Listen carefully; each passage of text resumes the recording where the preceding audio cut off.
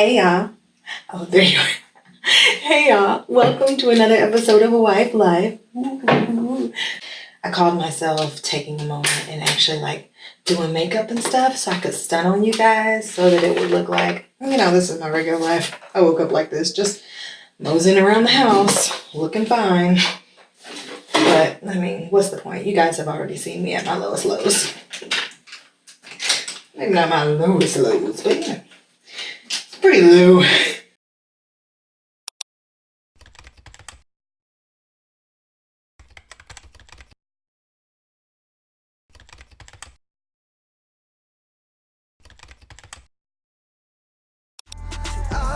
Trust your love.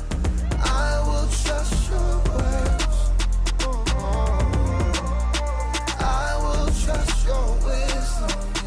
I will put you first. Okay, I'm gonna slap some earrings on real quick so that my face looks balanced.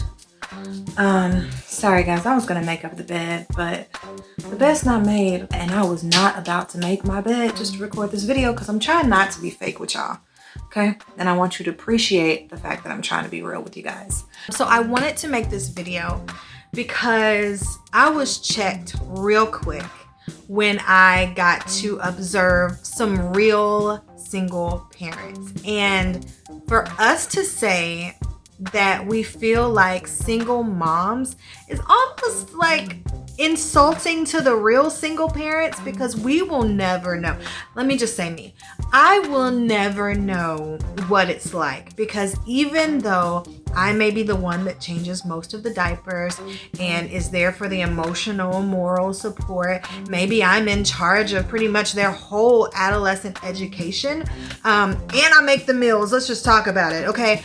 I still do not carry all of the burden of the family. And for that simple reason, I can never identify with a single parent. So first, hats off to the single parents. If you are a single mom and you are watching this video, I wanna say you killing it. Now that I've gotten that out of the way, we can check ourselves if we've ever said that and we're actually not single parents. Check yourself, girl.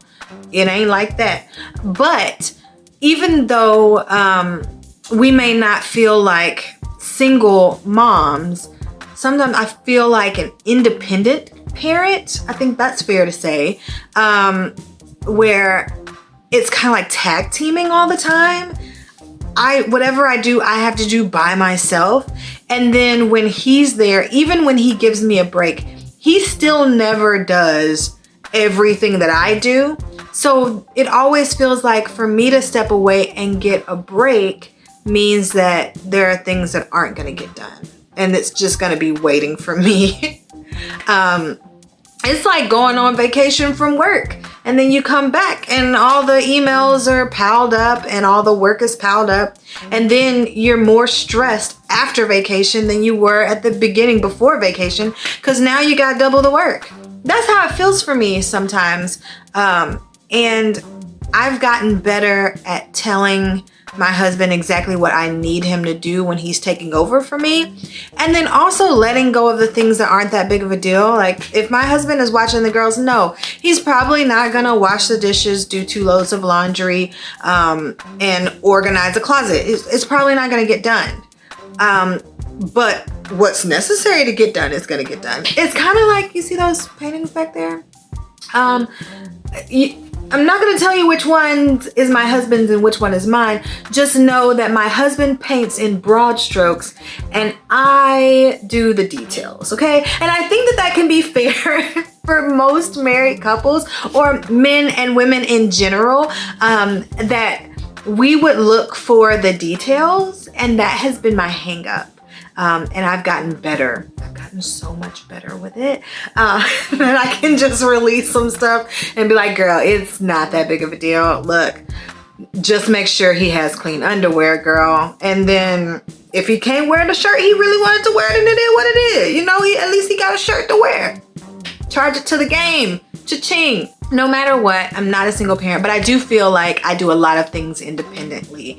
And there's nothing really wrong with that if I don't allow myself to become bitter toward my husband. And I've been guilty of becoming bitter and letting resentment grow because I had this idea of the girls being little and us doing all this family stuff together. I'm a stay-at-home mom though. Maybe that's important to say because that kind of frames the lens through which I see my life. But I wanted us to do a bunch of cutesy family events all the time, which I'm able to do with the girls during the day because I'm at home. But I would rather do them with my husband too, because it is, you know, it's my husband. I like him. But the reality is that a lot of things we wouldn't be able to do if I was sitting around waiting for him. There would be memories that the girls wouldn't have. I'm realizing that when guys say that they want kids and they're so excited, what they're picturing is a 7-year-old, okay? Maybe a 5-year-old, but usually like a 7-year-old. We see everything like the baby, the right? All of that up into adulthood. We both have strengths. And I wouldn't say that my strength is necessarily with the kids when they're younger, but I have a more patience than he does. And I have a creativity that can come up with things for that age group to do. I understand the pressures that he has on his end. So for me, it's hard because being a stay-at-home mom means that I never leave work. And so when 7 o'clock hits, 6 o'clock hits, when people would usually be getting home from work, I don't get to experience that, picking up my kids, seeing them for the first time in the day, missing them all day. I don't get that opportunity. And so when my husband comes in and he sees the kids and he's excited to see me and he greets us, but then he goes and unwinds from the day, it would be easy for me to be frustrated about that because my work day, right, feels like it's never stopped, whereas his stopped and now he's in his sanctuary, in his place of peace, and he is unwinding. And I'm like, dude, how you gonna unwind? But how fair is that? I guess what I'm trying to say is that we can't look from the outside and discount and discredit their contribution because it doesn't look like ours, and because they're tired doesn't look like our tired. So I have a heart condition. I don't know if you guys have seen my scar. See it? And I've had a few surgeries, and I played sports. Yeah, because I'm crazy. But I remember distinctly being in basketball practices and doing endurance training and running, doing suicides, right? And after you get done doing like 3 of them, you're tired, right? See, everybody's leaning on the wall, panting, and hands on their head and just, you know, feeling like they're about to die. Now, I felt like I was about to die, okay? Like legitly heart fluttering, sweating hard, nose getting cold, circulation just, y'all, I've passed out a few times. But I look to my left and my right and my teammates are all saying they're tired. And they're panting and they're sweating. But I always wondered, is their tired the same as mine? Like when they say, I feel like I'm about to die, like I want to be like, oh really, you too? Okay, cool. You know, I always just figured maybe they felt the same way that I did because some of their behaviors were the same as mine.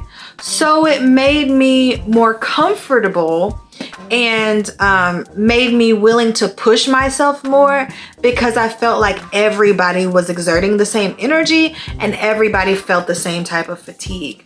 But when we look at our husband and they come home and they say that they're tired, but they don't have spit up on them and they don't have spaghetti on them for making dinner or flour, or, you know, their hair isn't disheveled, it's hard to say your tired is my tired. Cause it don't look like that, player. Like, I want you to be crawling in barely. I want your feet to be aching. But we can't get mad at them because their tired doesn't look like our tired, because we don't know really how they feel. You know, they could be tired and stressed and just trying not to stress you out. So I guess my encouragement is, one, that you're not a single parent, and that this is a phase in your life, right? That your kids are going to get a little older. You're going to be able to be more independent. Your husband's career is going to have different seasons and changes, and he will be more available, less available. It's all going to happen. It's all going to happen in phases and as God sees fit. But the biggest encouragement is to continue to play the role that God has you in as a wife, as a mother, that God has given you every tool that you need to be successful in whatever it is that He's called you to do. And sometimes we can grow weary, but there's a difference between being weary and being ill-equipped. You are equipped. That doesn't mean we necessarily want to all the time. And it is easy to look around and be like, bruh, I need you to, and I need you to, but God didn't call them to do it. He called you to do it. And so just take courage in that and strength from that He has prepared you, and that you have everything that you need. And on top of that, if you need help, like if you legitly need help, reach out to somebody. Have you told your husband how you feel? But outside of getting help from our husbands, there are plenty of groups. Women at your church that would love. Some of them, it's like, nah, fam. But there are a few where it's like, oh, wow, that would be awesome. They would be really viable candidates.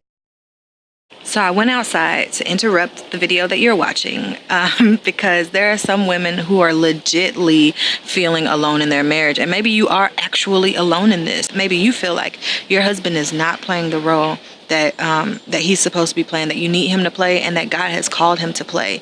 And in those cases, you definitely need to speak up before bitterness and anger really flood you and destroy your marriage. So open your mouth while you are in the thick of it and in the situation.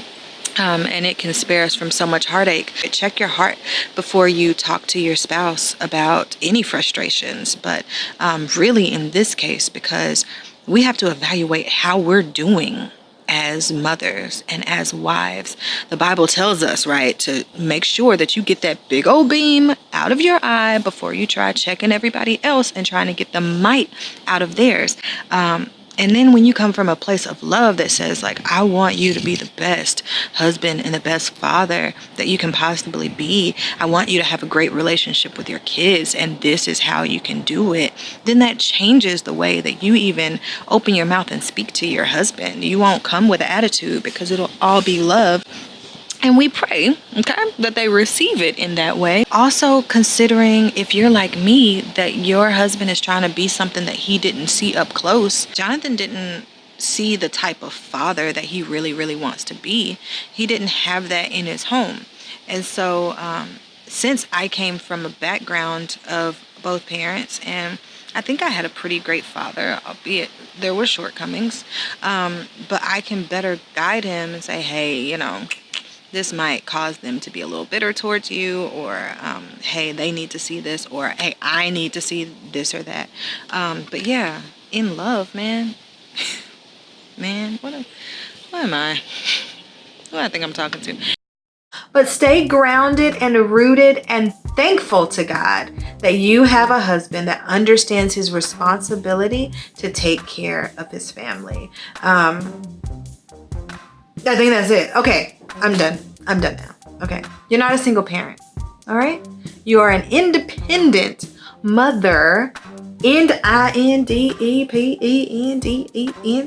you know what that means? That means that you can get the stroller, you can get the wagon, y'all can go to the park You can go and invite some friends that have kids. You can make decisions on your own. You can figure out how you want to handle a disciplinary issue without having to consult your husband and go back and forth, because you already know that half the things that he says when it comes to the kids, you be looking like, what are you talking about anyway? So be grateful, okay? Because you're avoiding, I don't know how many arguments, being an independent mother and having the ability to do so. Thank God. No, but seriously. So, okay, I'm all done. Thank you guys for watching. Thank you for liking my videos. Thank you for subscribing. Thank you for sharing. You guys have been so supportive. What are your words of encouragement for a mother who feels like she is being an independent parent as we get through this season without grabbing all of our stuff, walking out of our home without our kids, and walking toward the freeway to hitchhike to Indianapolis or maybe Canada? Maple syrup. I love maple. I could go down to Mexico. I know a little bit of Spanish. Hola. Anyway, no, I'm not doing that. Bye, guys.